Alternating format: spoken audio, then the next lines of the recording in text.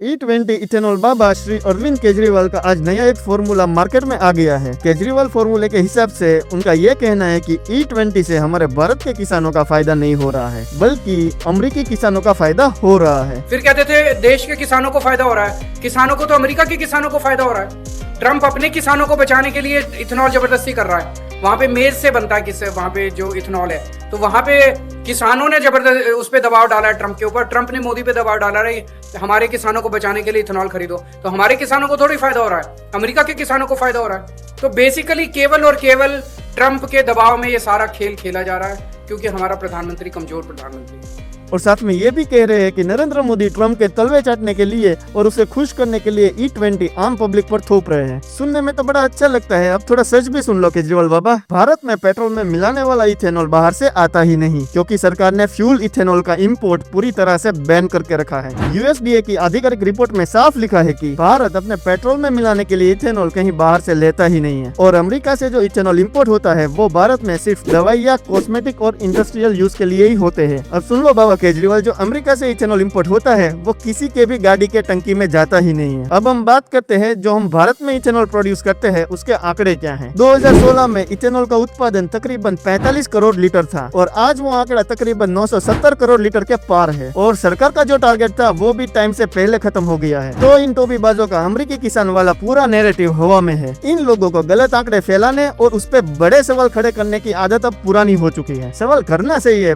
But गलत data दिखाकर उस पे सवाल करना वो सिर्फ शोर है, सच नहीं। अब आप लोग ही कमेंट में बताओ कि सच क्या है और झूठ क्या।